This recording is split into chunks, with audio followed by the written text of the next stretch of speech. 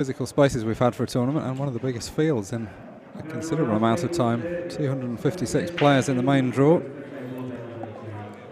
A number of different events going on this weekend. The men's competition, we've got the main event which is being played at the moment, which is what this is. The open event tomorrow, and then a 3-man team event starting on Sunday morning. So we've got a ladies competition going on in parallel. Also marks the return to London for the first time in 13 years for the tour. Last time we were here was Wembley in 2008. An unexpected visit, this one. We'd originally planned this event to be at the Hilton in Birmingham, but that hotel was being renovated, so what's actually turned out to be quite a fortunate switch to London for a lot of people. A lot of people bringing friends and family along with them to enjoy the bank holiday weekend pretty much right in the heart of London. We're just a little distance up Edgware Road, not far away from Hyde Park.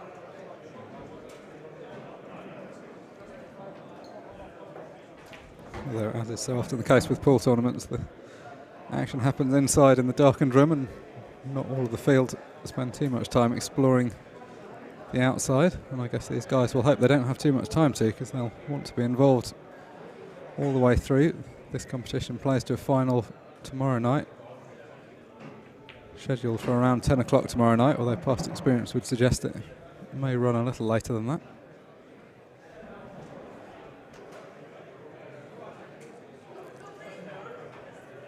Meanwhile, on the table, Jack Whelan getting about his business with customary ease so far.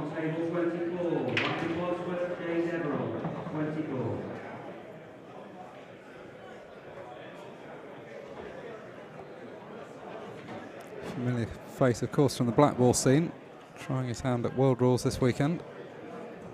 Although, as is so often the case with top players, when you're going to be clearing up most of the time, the rule set actually doesn't make that much difference. It's when you get the slower tactical frames that people start claiming that one rule set are better than the others, and there's obviously pros and cons to a lot of them. This kind of format works in all the rules though, if you break the balls up and pot them all.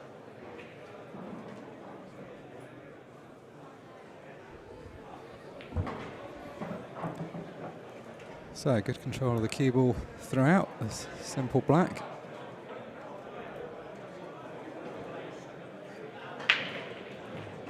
Jack Whelan takes the first frame and leads Kristi Caulfield by 1 frame to 0.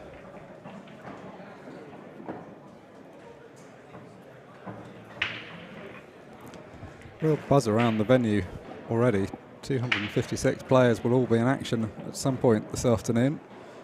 As you see there on the screen, got a handful of first round matches just playing to a conclusion, and then the second round, which is what this is, occupying the majority of the tables. A few big names on the board. Eddie Barker 4-6 down to Peter Mullaney at the moment, so he's going to need to win all 3 of the remaining frames if he wants to get through. Declan Brennan, the winner of the last event back in June in Blackpool, currently leading by 6 frames to 4. Well, big powerful break from Jack, but screwed the cue ball straight into one of the corner pockets, which immediately hands the table over to his opponent. Unfortunately, from Jack's point of view, it was a pretty good break, apart from the going in off. He's got the balls nicely split up, so Kristi will be liking the look of this.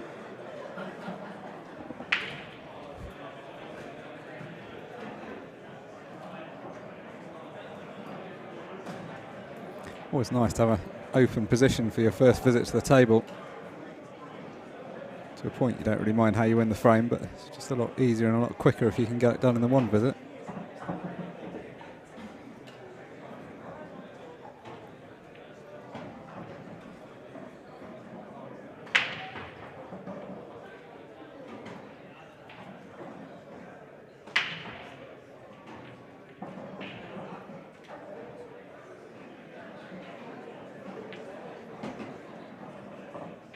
They're having to dig down on the cue ball there.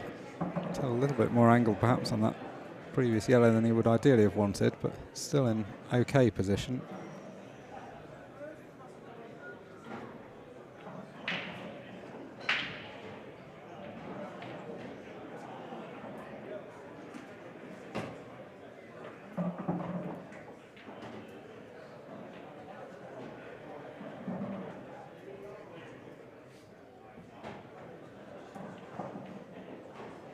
Not sure if these yellows go past each other or whether I'll have to turn them into some kind of plant.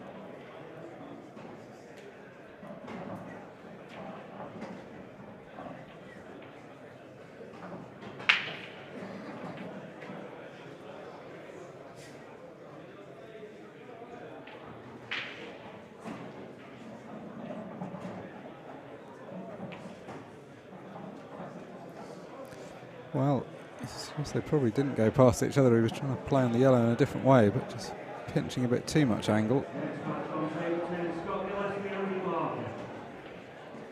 So probably Jack wouldn't have been expecting to come back to the table. It's not an entirely perfect position though.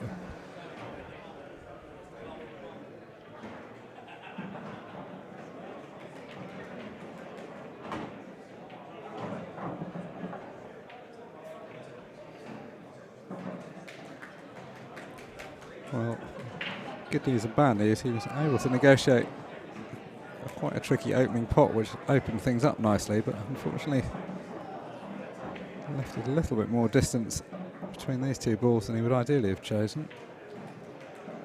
Oh, that's a good shot though. It's one thing to play a plant like that when the ball's in the middle of the table, but when they're near the cushion there's not much margin for error. Hit that really perfectly. So as we've seen him do so many times before, it looks like Jack Whelan's going to be stepping in to steal this frame.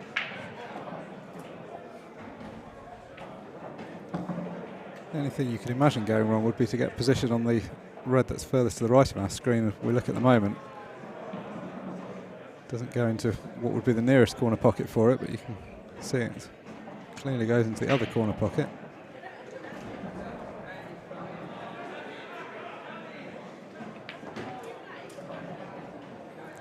So making absolutely sure that he'd left himself an angle on this ball. Wants to be able to screw in behind the red furthest to the right. And he's got pretty much the perfect angle. Just draw the cue ball back.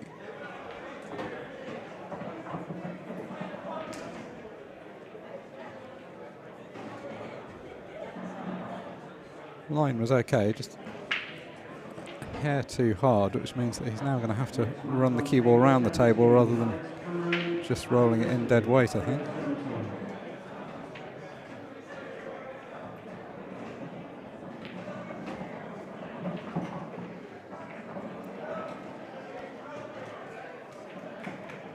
Well, controlled it reasonably well, picked out the line right, but just come up a little bit short.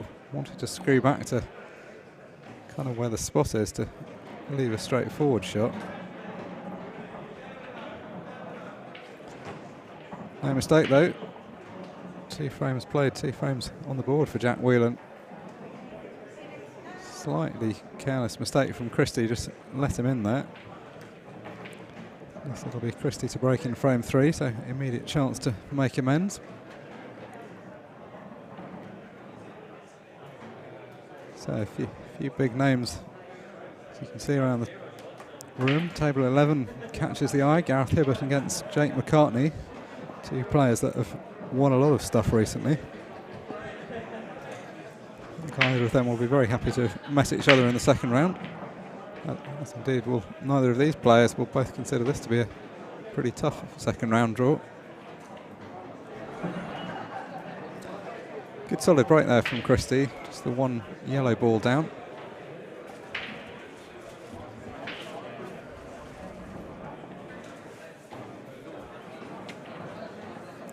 Quite an important frame for him, given the error in the previous frame that gave it away. Want to make amends sooner rather than later.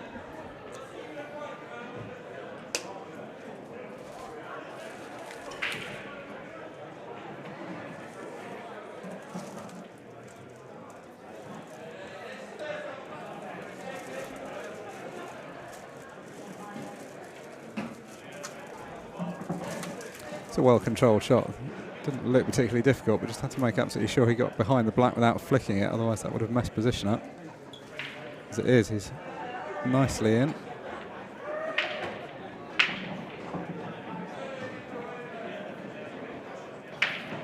The only even halfway difficult thing really is going to be to retrieve the yellow that's in the top half of the table. It's an open enough spot, but one of those ones you need to drop nicely on.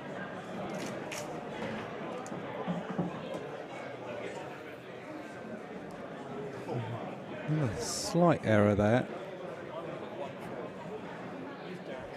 Trying to screw past that red, brushing into it in the way he has I think meant that he can't see the yellow over the middle pocket.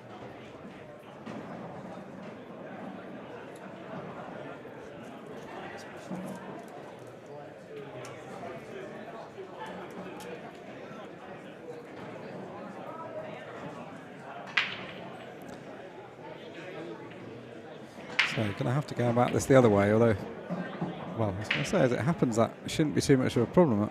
I don't think the yellow goes into the centre pocket, surely not. No, so he's misjudged that positional shot. He needed to play for it into one of the two baulk corner pockets.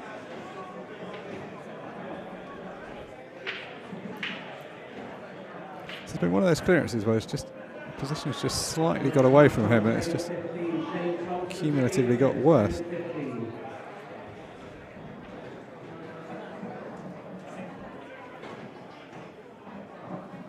Knows that if he misses from this position, he's almost certainly going to leave his opponent in for the clearance, so probably going to be forced into going for a pot here, either playing the yellow off the red into the middle pocket, maybe some kind of double.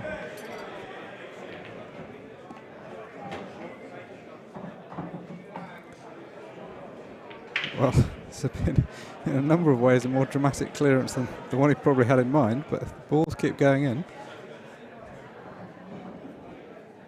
A very well picked out shot. See, a little bit lucky that the white didn't find its way into the corner pocket, but that would into the middle pocket, but that would have been unlucky.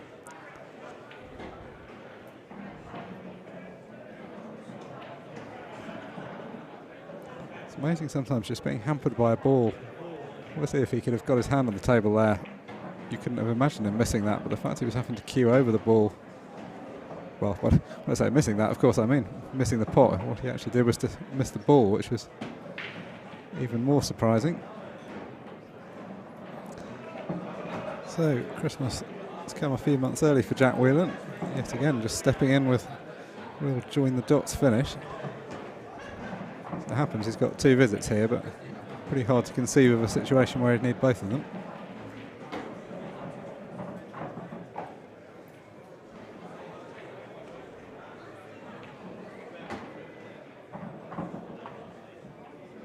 And the one-way traffic seems to continue for the time being. Jack Whelan wasting absolutely no time when offered this lifeline, steps in and now leads by 3 frames to 0.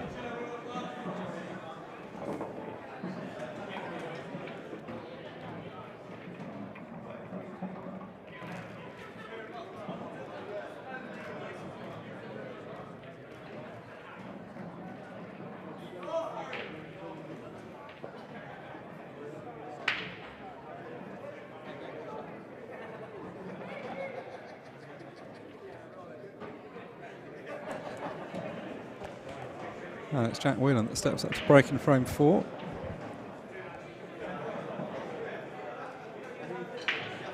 And a pretty steady start to the match from his point of view. Good clearance in the first frame and then 2 frames somewhat gifted to him in succession after that.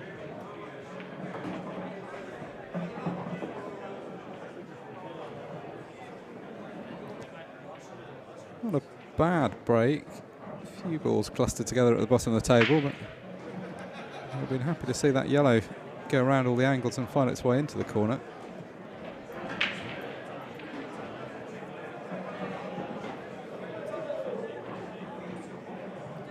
So it's going to require a bit more thought. The last 2 clearances he's been gifted sort of late opportunities in the frame where all the other balls had been moved and he just needed to step in and pot his. This one he's starting a bit earlier on.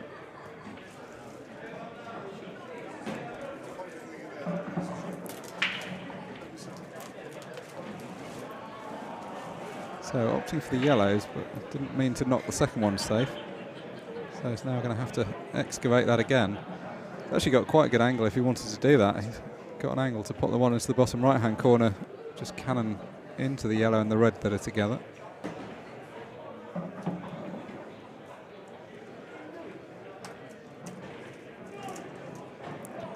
part 1 done. Not totally out of the woods though.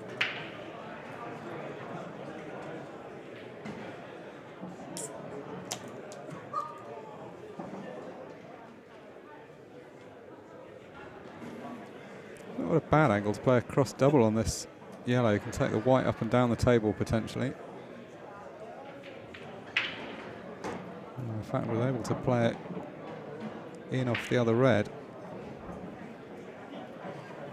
If the yellow below the black goes, this is a good opportunity now.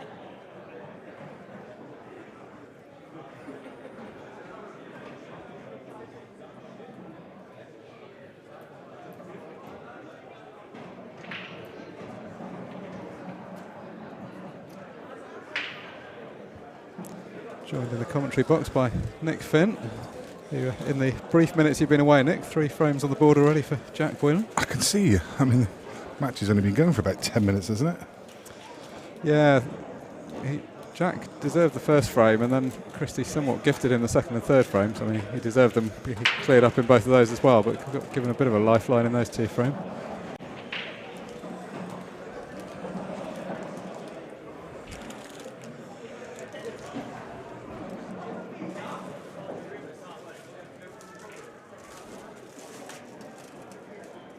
As is so often the case, once you've thrown away a couple of frames that you might have expected to win, it starts to feel a bit more difficult.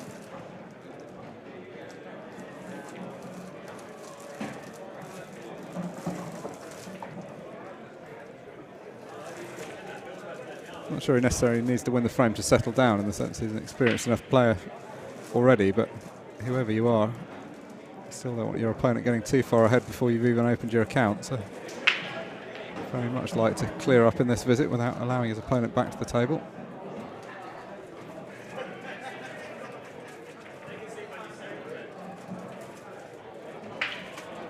Depends how straight this ball is. It's the ball that's immediately above the white that's going to be the tricky one to get on. Obviously run this one along the cushion now. If he can screw straight back, yeah, that's turned out as well as it could from that position. You can pop the difficult one now. The white's obviously going to be running fairly loose up the table, but pretty big margin for error. Potentially cannon into the yellow next to the black. Or even if he goes past that, he should still have a shot on the balls at the top of the table.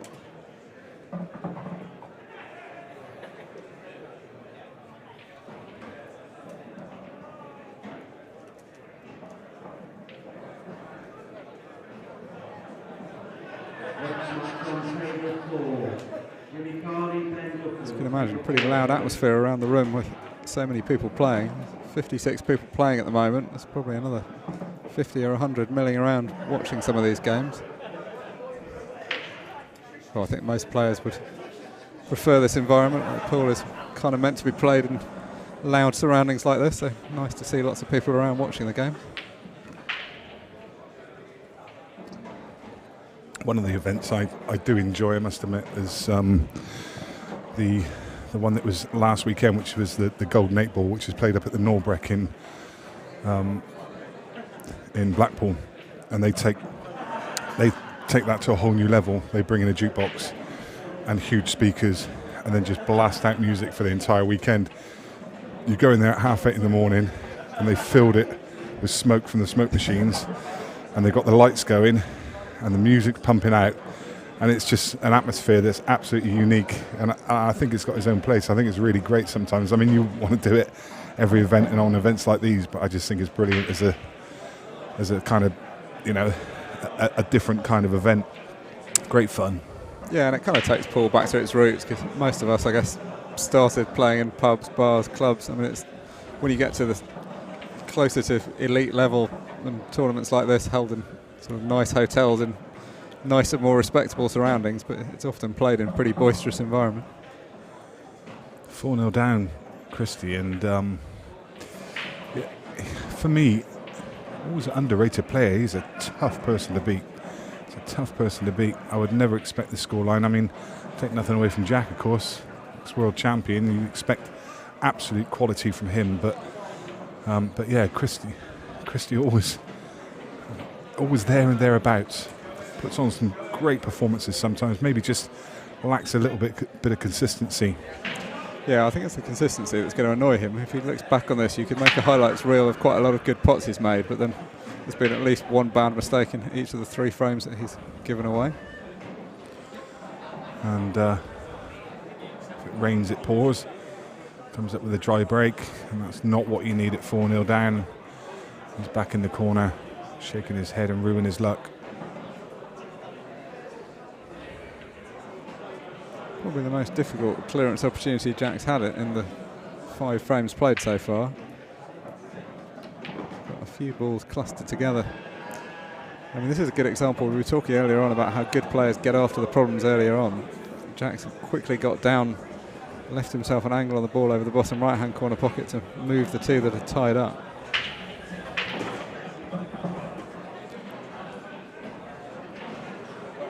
Half the job done. Got one of them out. Was hoping to move both, but kind of left the more difficult of the 2, isn't he? I don't. Maybe it doubles. I think it probably doubles past the black, but he's still got this problem red on the left rail as well. So a bit of an awkward clearance here. Yeah, it's all right if you've got one awkward one, but like the fact both of them at this end of the table are awkward makes it quite hard to get from one to another. Yeah. Wow, look at that. Great shot. Okay, I mean, he's pushed it from one cushion to another, kind of shaking his head, but actually that's pretty decent. Yeah, it was pretty nonchalant the way he went around that, but it wasn't straightforward to manufacture that angle. I mean, I guess he's annoyed in that if it bounces off that cushion and he's nicely on it, it makes it even easier, but he's giving himself a sporting chance now. One of the great attributes that he has for me is Q power. Just seems to generate huge Q power from nowhere. Generates a lot of action. Yeah, I don't think that was quite what he had in mind, but actually that nudge off the yellow hasn't been the worst thing, because at least it's left him on the one at the top of the table. It may not have been the one he was playing for, but he's got a clear shot at it at least. Yeah, I just wonder whether he can get all the way back down table for this other red. He's gone after the one on the cushion to try and move it.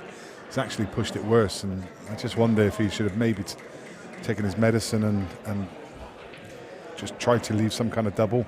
Yeah, I mean, it was actually quite a good shot to hit it, but it was one of those ones where you're coming at it kind of from the wrong end. Yeah. Like you're quite likely to knock it safe. I mean, it is a judgment call. Like if it bounces out, it looks a brilliant shot. But Yeah, and the thing is, at 4-0, I guess you think in your mind you can kind of take a chance, maybe take a liberty. Kristi's probably got to the stage where he's missed the last 3 opportunities. He could have won any of the last 3 frames. He's, I think, going to be wanting to go after this. I'm not saying lose to the point of losing composure, but I'm not sure he's going to have in mind to play a safety frame here.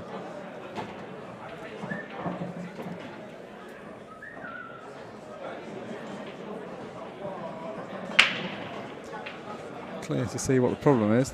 2 yellows on the right hand side of the table. He hasn't got an easy path into them from where he currently is.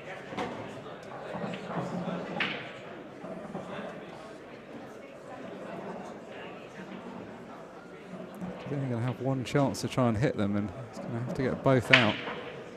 So this looks like the chance. You see, it's just not quite clicking, just keeps catching balls a little bit thick. I mean, there was nothing easy about that shot. The pot was okay, but trying to knock those balls out was always going to be difficult. So Jack now will be slightly ruining the fact that he's knocked the red into that position. Yeah, I'm not sure that.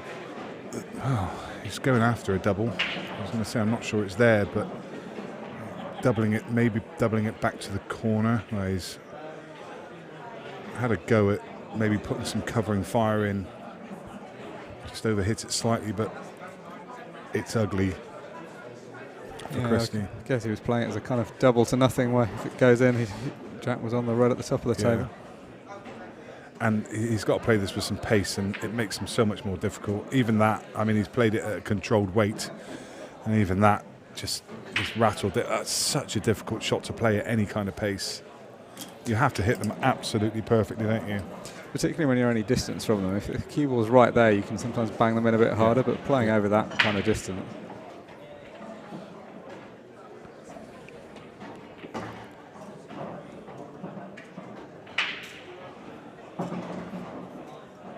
Well, he'll be pretty relieved if you can see the one over the middle pocket. This wasn't quite how he played it, but I think if he can see enough to pot it, he can probably play up and down and rescue this.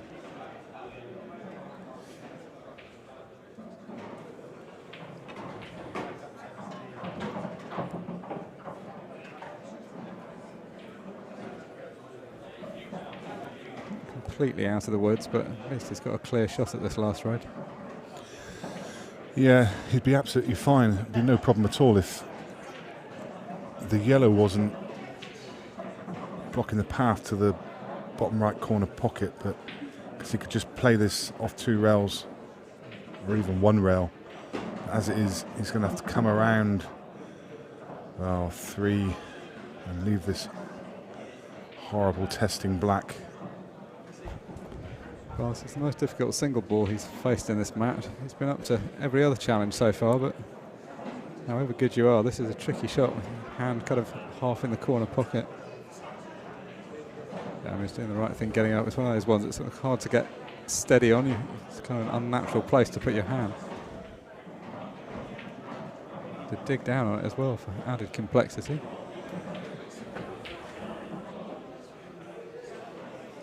Well, I mean, he's a world champion, but still, that was a high degree of difficulty, that shot. That Rob Warren we see just over Jack's left shoulder, playing across on table number 8.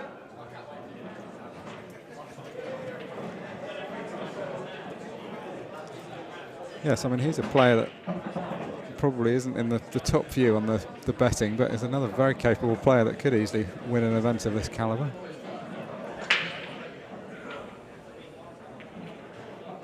Yeah, had a really deep run and just fell short last Monday night, reaching the semi-final of that Ultimate Pool Masters.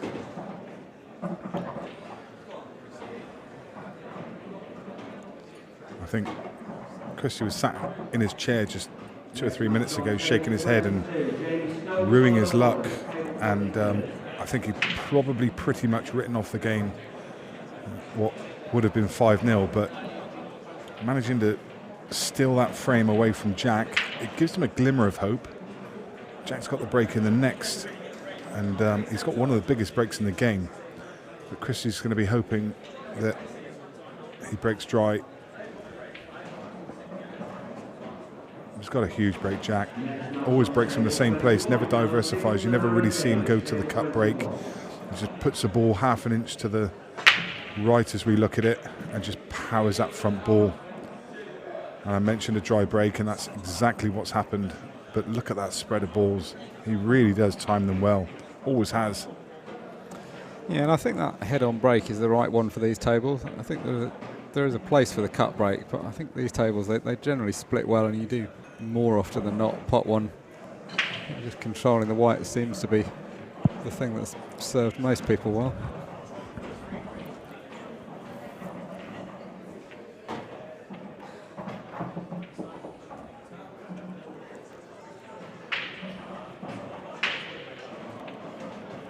Quite a big frame in the context of the match, because it's been pretty much one-way traffic up until the last frame, so if he can now start to assert himself a bit more, show that he means business. That's a really good shot if he's held for the yellow. If he can get through, he can. So that's a great shot. Just played it off of the red and now given himself a super chance.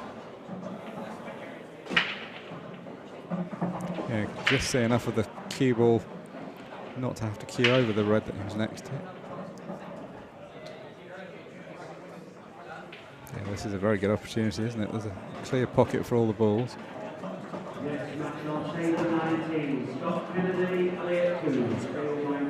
Yeah, this is very quickly going to be 4-2. And suddenly a different complexion and more of a bounce in Kristi's step. If he can clear these and find a ball on the next break, then Suddenly at 4-3, it's a whole different outlook. Yeah, and I mean, Jack certainly won't be beating himself up, but if he'd have got to 5-0, it would just have been such a comfortable evening's work, whereas now he knows he's going to have to fight for it a bit more. It just shows how quickly the game swings. Just one small mistake and suddenly you've let your opponent back in. I mean, 5-0, I think Kristi already looked defeated. He was sat in the corner shaking his head and ruining his luck.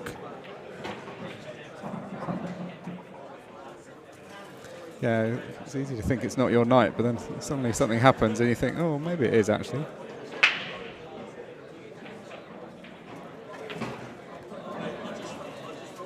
Just shows it's never over. No, and that's what separates the good players, the players that are able to pull it back from a deficit.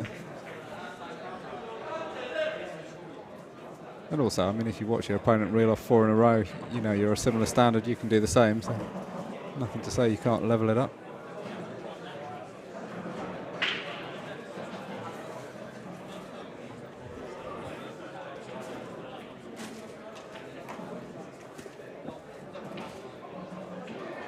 So, having won the last 2 frames, it's Kristi to get us underway in frame 7.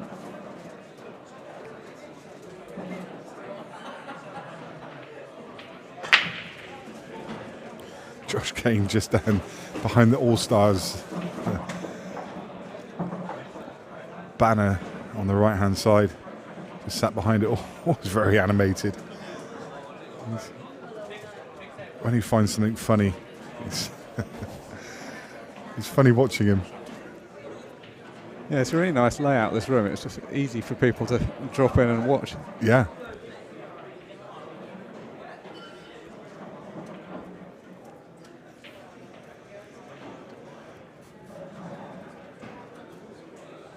And he's one of those players, it's always around the arena. Some of them some people just are not interested. They go back to their room. Like Phil Harrison, he was here actually to watch the Carl Morris game, but you'll rarely see him in the arena. You'll probably see him about 10 minutes before the start of his game, and he'll be chatting to someone and ready, always there on time, and he might hang around for 5 or 10 minutes afterwards, and then it's back to the room to chill out and refocus. And other players, they finish their match, they might go and get changed, and then they're straight back down into the arena. They're sat watching. Yeah, it's very different styles. I mean, some do it because it works for them. They win more, suits them better. Some people just have different perspectives on the weekend. Some people are here to socialise, some people are here to win. Some people somewhere in between. Yeah, true, yeah.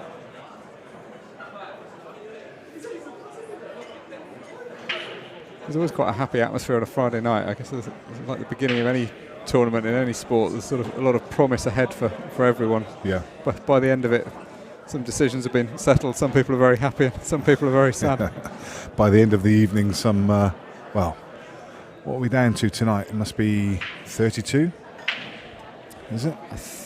Yeah, we may play some of the third round. I mean, we were saying earlier, we were surprised we were in the second round already. But yeah, I think they complete the third round tonight, so I think we're down to 32. But maybe wrong. There may be some more out tomorrow morning. It resumes at midday tomorrow.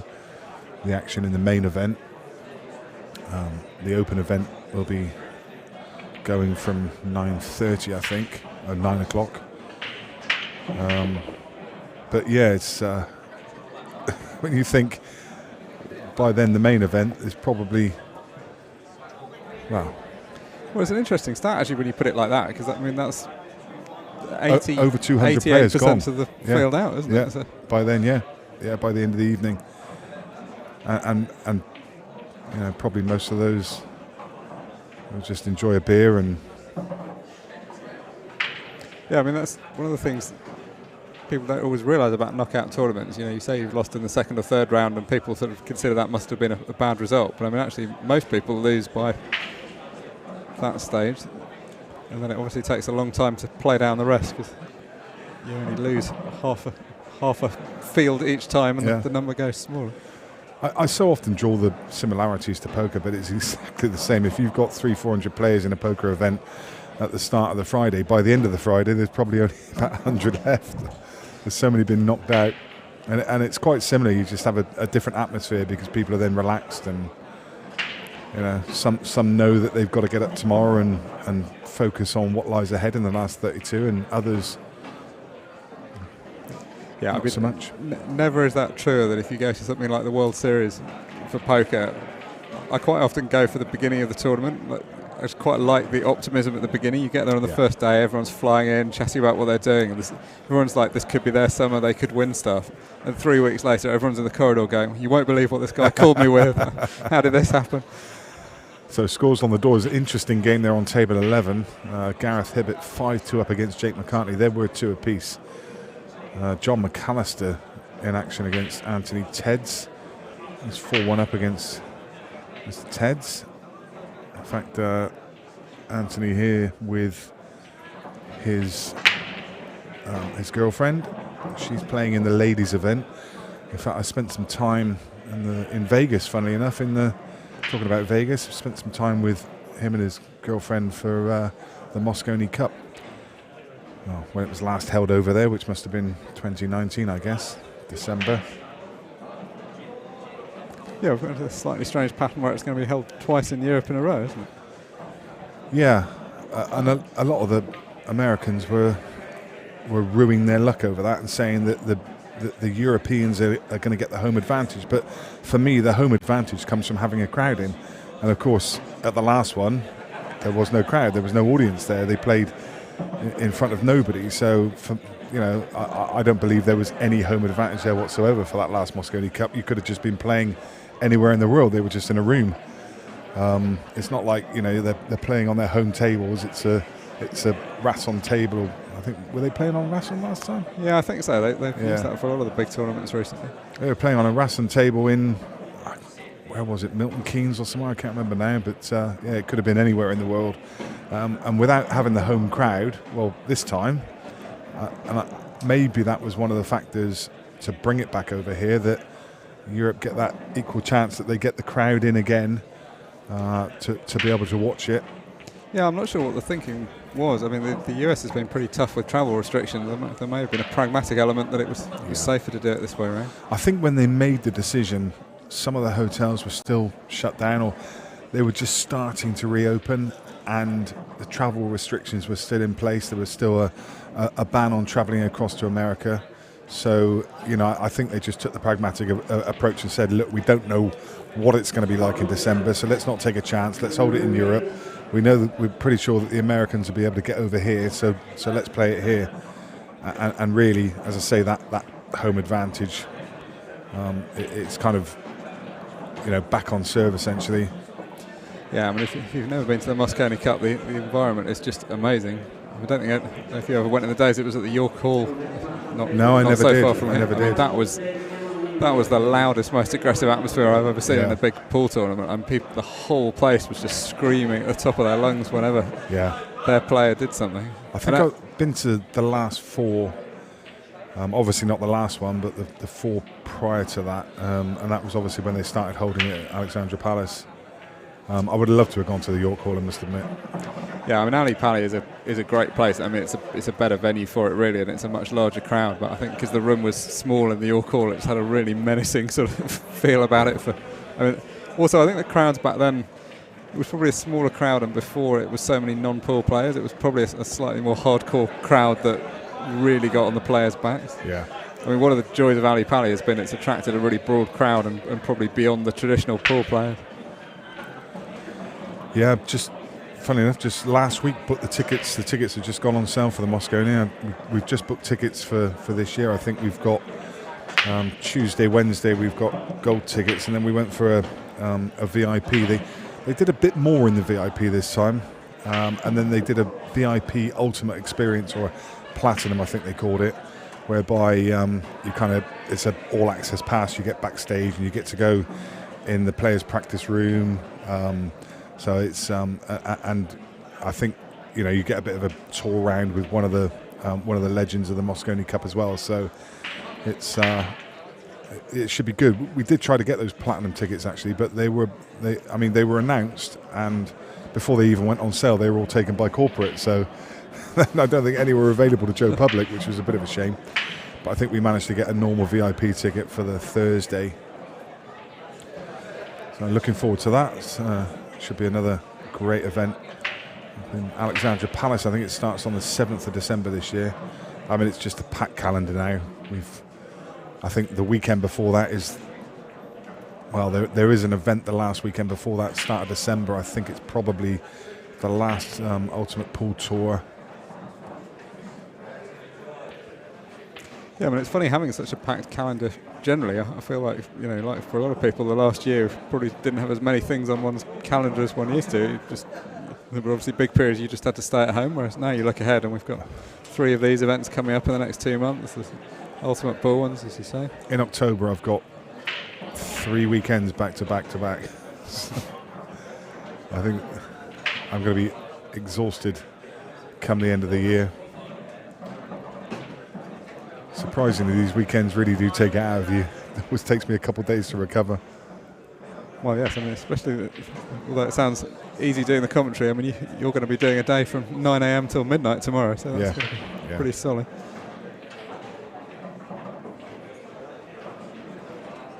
Well, it looks like it may not, unfortunately for Kristi, be such a long weekend at the rate it's currently going. He needs to win all 5 of the remaining frames if he's to prevail in this match. And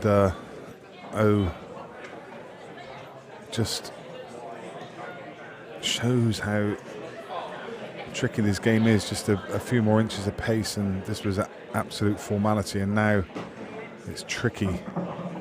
Yeah, if you could just run through, that would have been an unmissable last red. I mean, this is, if you're not 6-2 down for a player of his quality, this is pretty close to unmissable, but there's a degree of pressure with that scoreline.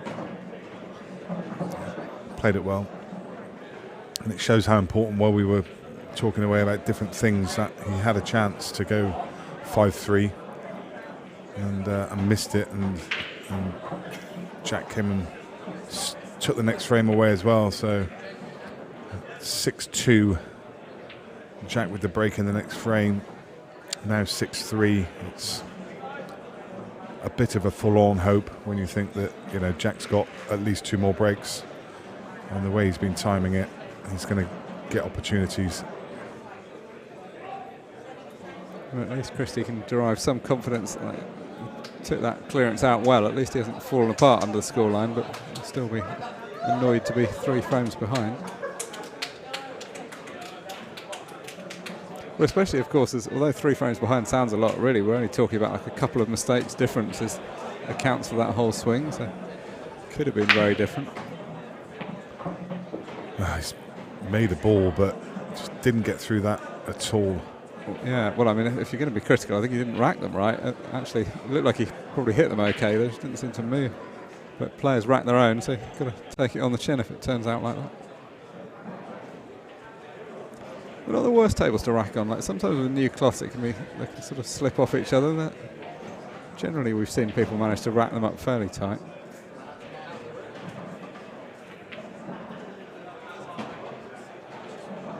Although actually, even though the balls haven't split that well, the yellows have sort of turned out quite nice. They're fairly loose. The reds, by contrast, none of them really pot. Well, obviously none of them pot from this position, but none of them really pot at all.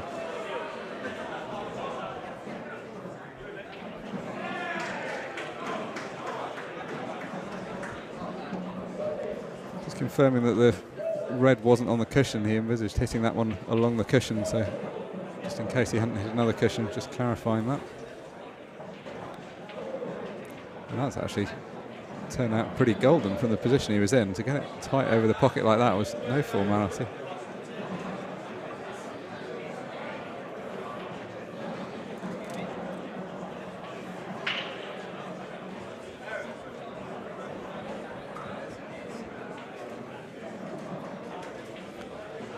At least at this stage in the weekend, there's still quite a lot of pool for everybody to look forward to, even if you do lose in the first couple of rounds. The main event, there's at least 2 more tournaments to come. The Open event, which starts at 9 o'clock tomorrow morning, and the 3-man team, which kicks off first thing on Sunday morning.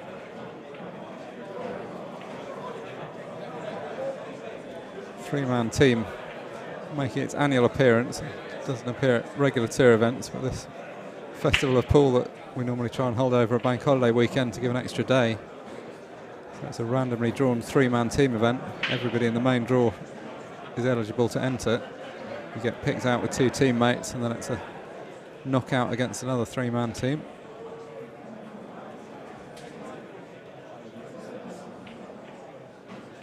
It's a good format. I mean, it's a fun format, but it's also a good chance for some lesser players. If you get paired up with a couple of world champions, or you get yourself a good team, you can suddenly find yourself getting to a stage of the tournament that you might not have done individually. Can only assume Kristi's spotted something here. I'm not sure what it is. I think the red just next to the black probably goes to middle, and then he's looking at leaving an angle on that one just below the black. I guess you could argue that everything's got a pocket, but it needs perfect position. And I just wonder if he can pot this and just nip the cue ball back and hold on the yellow for the other red in the same pocket. Yeah, I think that's what he needs to do. Either that or come off the cushion. Yeah, into it. I'm just worried about coming off the cushion and maybe pushing that yellow back over the potting angle, the other red. Yeah, I agree. Straight. I mean, if you've got the angle straight in, definitely the preference. Should he just not take the red to the left pocket now? Yeah, don't risk knocking it safe. Yeah, that's, for me, that was the shot. Why not take the one to the left pocket now? And I think he kind of had the angle to play that and then leave himself on the one that's closest to this near rail. Maybe, I don't know, sometimes you just get blinded with what's in front of you by what you're actually trying to do, and maybe he just didn't see that, or maybe, I mean, we're not at the table, so it's easy to say things from up here when you don't really see the same angle as the player, but it seemed to be an easier path. Yeah, and I think instinctively you would think you'd want to leave that because it was an easy pot and it availed perfect position to the black. So you take one glance, think, well, obviously I'll leave that till last. But then, as it turns out, sometimes those easy ones can get hard if something falls in front of them. See Jake McCartney across there, so I'm assuming his game against Gaz Hibbert's finished. Gaz Hibbert was 5-2 up, and I'm pretty sure that Jake couldn't have made the comeback in that time. So I think that's Jake. Going to be playing in the open event now.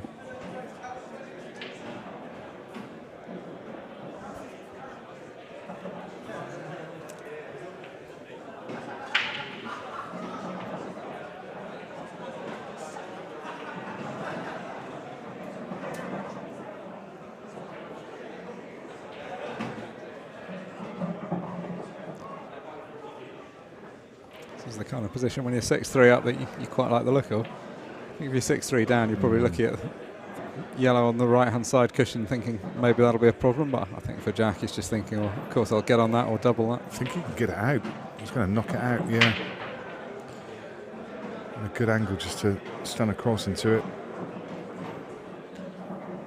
Was that Shane Thompson I glanced across on table 15? I'll have to have a look at his score in a second and see where he is. Is it?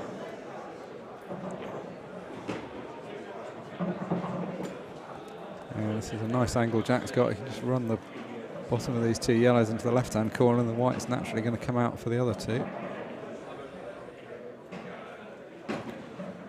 So we know that Neil Raybone's safely through to round 3. He won 7 frames to 0.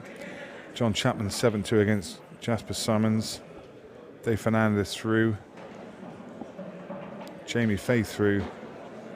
Gaz Hibbert did indeed beat Jake McCartney. The other player through into round 3 is Ryan Bodsworth. So those are the ones we know about. And Jack Whelan is just about to cement his place in round 3.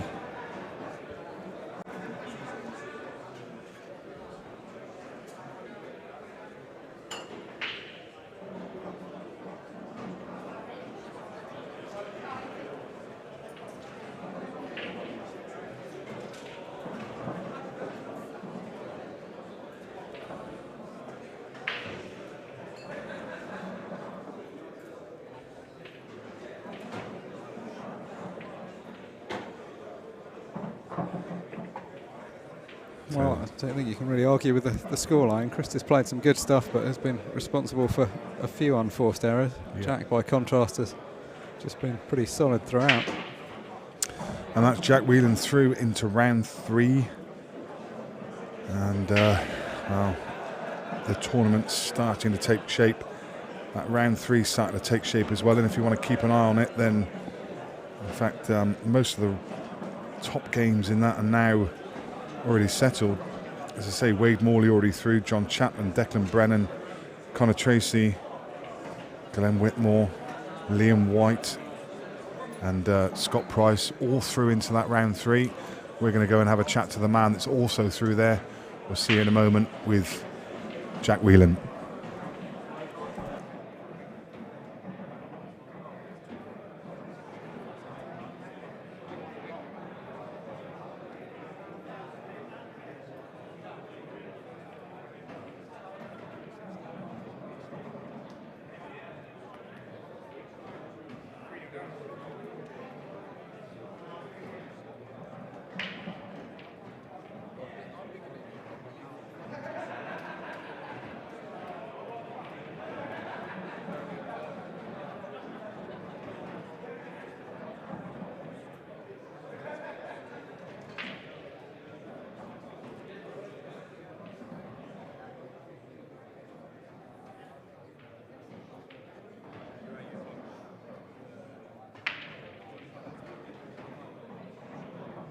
Joined by Jack. Jack, good result in the end. I mean, from Kristi's point of view, probably not his best performance. He can be a tricky player to play against, but I mean, from your perspective, you did what you needed to do. Yeah, definitely. I knew I had to get off to a good start against Kristi because he's a good player and he can punish you quite easily, really. So it was one of them where I knew I had to get in front of him, and if I did get in front of him, I think sort of when you get on top of him, you try and chase the finish, and then hopefully he'll make mistakes like what happened in the end, really. Yeah. I mean, there was a time there, I mean, you raced off to 4-0, and then he comes back to 4-2 and probably had a chance to go 4-3. Did you just start thinking, don't let him back in the game? Yeah, 4-0, obviously. I missed the black, but I had a ball over the pocket and I didn't know how to play it. I tried to play it with left-hand spin and come down the left-hand side of the table, but it come too straight, and that's what it sort of like carried on then. And then I quit on my last red. I ended up with a white over the bottom bag. I should have rolled that up and down instead. Yeah. I played it with right hand side and tried to come round the angles to leave the black in the same pocket. Yeah. But because I quit on the ball, it went up the table more. Whereas if I had played it with plain ball or left hand side, I'd have come up and straight back down the table. Yeah. So obviously a long layoff through COVID for most players. I know you got your own table at home, didn't you? So you did quite a lot of practice on there, but nothing quite keeps you match sharp like match practice, does it? No, and like obviously it's a credit to Neil for putting on the tour, and he's doing a great job. I missed the first one with COVID actually. Yeah. I was really ill with it, but he's done a great job here, and to say he's set it up for probably a couple of months really. He has done a really good job, and it's credit to Neil. And it's just good to get back to some sort of normality and back playing again. Yeah. Do you find that your game's coming back to where it was, or is there still a bit of a way to go? No, I feel good. Like on the queue, when I'm practicing at home, I do feel good, and I had a good run. I lost in the semis of the IPA tour 3 weekends ago, and then that made me sort of practice a bit more these last 3 weeks. So I have actually been playing. My wife, she had our second child last week. Oh wow! So I've been off work for 2 weeks. Well, I've got my second week coming up. Yeah. So I've had to practice. I've practiced all week, and I feel really good. Well, congratulations on that. I wasn't aware of that. So Thank you. Great stuff. Was it boy, girl? Girl. Fantastic. And the name? Maya. Brilliant. So tough for you. I mean, you're looking really good out there. You're obviously settled in your home life as well. You're stroking the ball well. So let's see you at the business end of the tournament. Good luck for the rest of the event, Jack. Thank you. Cheers, mate.